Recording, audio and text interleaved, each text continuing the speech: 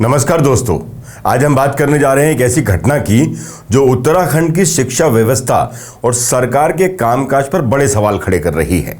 हालांकि ये मंजर आप कई जगह देख चुके होंगे, मगर हम तब मजबूर हुए जब ट्रोल आर्मी ने शिक्षक को ही निशाने पर ले लिया और बना दिया उन्हीं को इस कहानी का विलेन जो कहानी रचते हैं देश के भविष्य की। जी हाँ, हम बात कर रहे हैं उत्तराखंड के शिक्षा मंत्री धन सिंह रावत और एक शिक्षक ललित मोहन के बीच हुए वायरल टकराव की, जिसने पूरे राज्य में हलचल मचा दी है। आखिर क्या हुआ था उस मंच पर, क्यों एक शिक्षक को अपनी बात रखने के लिए इतना गुस्सा आया और ये घटना उत्तराखंड की शिक्षा व्यवस्था के बारे में क्या बताती है, चलिए इसकी पूरी कहानी समझते हैं तथ्यों के साथ, स्टेप बाय स्टेप। उससे पहले आप एक बार फिर से उस वीडियो की झलक देख लीजिए जिसने पूरे प्रदेश में शिक्षकों और ट्रोल आर्मी को आमने सामने खड़ा कर दिया है। प्रधानाचार्य विहीन है, कब भरेंगे आप उन पदों को? मेरा नाम ललित मोहन सिंह है। टेक इट सीरियसली मंत्री जी, इसको आप सीरियस लीजिए। बच्चों तुम्हारी प्रॉब्लम है, तुमको पता है तुम्हारे प्रधानाचार्य कब से नहीं है। सुनिए एक बात, और फिर हम इनमें कॉन्फिडेंस की कमी कर रहे हैं बच्चों में। मैं एक शिक्षक हूँ, आप रुकिए एक मिनट सर, बोलो महोदय। मैं एक तमिल आदमी हूँ और अगर मैं गलत कर रहा हूँ तो मेरे विरुद्ध 2016 से उसका बड़ा कारण एक, जैसे सर ने बताया, एक तो हाईकोर्ट में जो तमाम केस है, लेकिन एक सत्य ये भी है कि हाईकोर्ट में लोग गए क्यों। हमारे वहाँ विभागीय ढांचे में 297 विभागीय पद है अधिकारियों का, और इसमें से आप ताजुब करेंगे कि हमारे वहाँ जब सीनियरिटी का विवाद चला तो सेवा नियमावलियाँ होती हैं, वरिष्ठता नियमावलियाँ होती हैं। हमारे एक भी विभागीय अधिकारी ने इस मामले को 2021 तक सॉर्ट आउट नहीं किया। तो निश्चित सी बात से अगर आपके अधिकारों का हनन होगा आप लोग हाईकोर्ट जाएंगे। तो कहीं ना कहीं ये हमारे अधिकारियों की, जो लोग इतने, हमारे वहाँ 3 डायरेक्टर हैं, एक डीजी हैं, 16 हमारे एडीजी, लेकिन पदोन्नति के मामले में और वरिष्ठता के मामले में एक भी अधिकारी ने माननीय कोर्ट में अपना पक्ष नहीं रखा। उल्टा जो है विभाग हाईकोर्ट चला गया। तो सर, शिक्षकों की तो मेरे को नहीं लगता कोई गलती है, और जो एक फ्रस्ट्रेशन है सर इनकी तरफ से, मैं ये बोलना चाहूंगा, एक फ्रस्ट्रेशन है सर। मतलब 35 साल से वो यहाँ पे है, तो हमारा आपसे अनुरोध है कि थोड़ा इस प्रमोशन पे।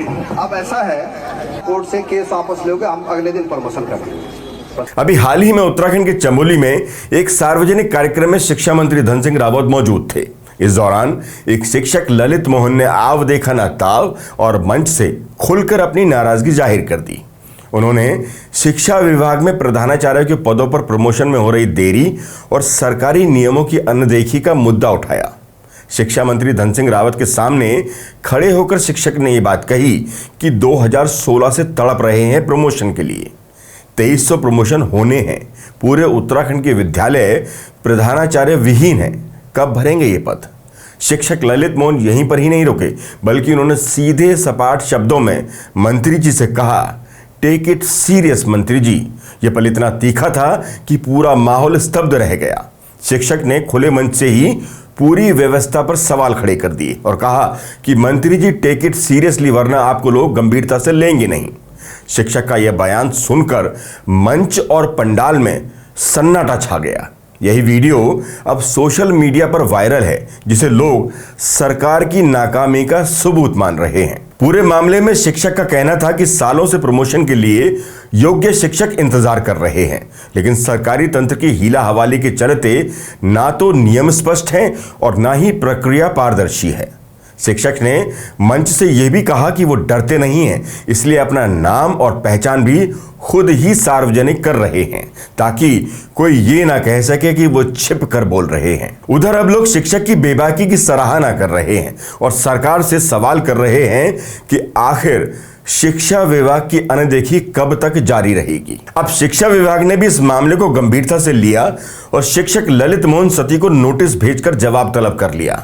हालांकि इस नोटिस का जवाब शिक्षक ललित मोहन सती ने दे दिया है। अब शिक्षा विभाग को इस पूरे मामले पर निर्णय लेना है।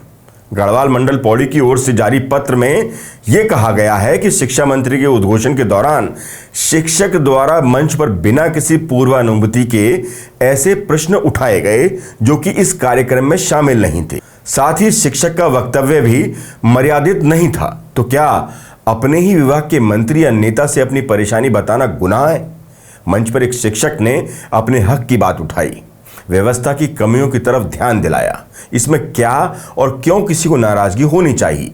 यकीनन शिक्षा विभाग में बैठे बड़े अधिकारी ये न कर पाए हों, तभी एक मजबूर शिक्षक अपनी आवाज को रोक नहीं पाया। सोचने वाली बात यह है कि आखिर ये नौबत आई ही क्यों कि एक शिक्षक को ऐसे भरे मंच से ये सब कहना पड़ा।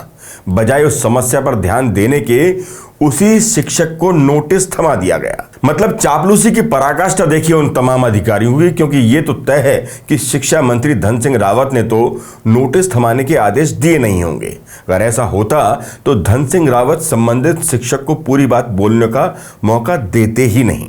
मंत्री महोदय के चेले चपाटों की इंतहा तो तब हो गई जब वीडियो वायरल होने के बाद मंत्री जी के चहेतों ने उक्त शिक्षक के खिलाफ सोशल मीडिया पर मोर्चा खोल दिया और फेसबुक के जरिए शिक्षक के खिलाफ पोस्ट करना शुरू कर दिया। तमाम खिलाफत भरी पोस्टों में अनिवार्य तौर पर यह लाइनें मौजूद हैं कि चमोली में जिस शिक्षक ने मंच से अपनी बात रखी वो ये भूल गया कि वो शिक्षक भी है। ये लाइन बिना कॉमा, बिना फुल स्टॉप के बदलाव के लिखी गई है, मानो एक ही जगह पर बैठकर शब्दावली डिजाइन की गई हो और सभी चेले चपाटों और भक्तों को बांट दी गई हो। इसी तरह ऐसी सभी पोस्टों में उक्त शिक्षक को गुंडा करार देना भी पोस्टकर्ताओं ने अपना परम कर्तव्य समझा और आचरण नियमावली का हवाला भी सबने दिया।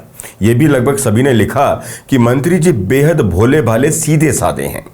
ये सभी पोस्ट प्रसाद स्वरूप भक्तों में बटी हैं, ये भी साफ समझा जा सकता है। क्या उक्त शिक्षक ने मंत्री जी को संबोधित करते हुए किसी तरह के अपशब्दों का प्रयोग किया था? वीडियो देखकर तो ऐसा नहीं लगता कि शिक्षक ललित मोहन ने मंत्री महोदय या किसी अधिकारी के लिए अपशब्दों का इस्तेमाल किया हो। हाँ, ये जरूर है कि उसने जी हुजूरी, हाँ में हाँ मिलाने जैसा काम नहीं किया और उसे करना भी नहीं चाहिए था, क्योंकि जो शिक्षक खुद ऐसे दब्बू बनकर जी हुजूर की क्लास मंत्री महोदय के सामने लगा देगा, वो यकीनन अपने छात्रों को तो हक की आवाज उठाना कतई सिखा पाएगा नहीं। सत्ता की चापलूसी करने वाले छात्रों की खेप ही वो तैयार कर पाएगा, जो इस प्रदेश के लिए यकीनन किसी दुर्भाग्य से कम होगी नहीं। एक स्थानीय अखबार में छपी रिपोर्ट के मुताबिक प्रदेश के सरकारी विद्यालयों में प्रवक्ता के कुल 6,259 पदों में से 3,103 पद रिक्त हैं। प्रधान अध्यापकों के कुल 910 पदों में से 830 पद रिक्त हैं। प्रधानाचार्य के कुल 1,385 पदों में से 1,180 पद रिक्त हैं। ये आंकड़े राज्य की शिक्षा की व्यवस्था की खस्ता हालत बयां करने के लिए काफी हैं। अदालत में मुकदमे हैं, ये कहकर सरकार और मंत्री जिम्मेदारियों से पल्ला नहीं झाड़ सकते। शिक्षा मंत्री के सामने ही राजकीय शिक्षक संघ के चमोली जिला मंत्री ने बहुत वाजिब बात कही कि कोर्ट में लंबित मामलों की चर्चा करने से पहले ये चर्चा करना जरूरी है कि कोर्ट जाने की नौबत आई ही क्यों। जब विभाग में सुनवाई नहीं हुई, इसलिए ही शिक्षकों को कोर्ट जाना पड़ा। सुनवाई नहीं होगी तो शिक्षकों का आक्रोश भी अनायास फूटेगा ही।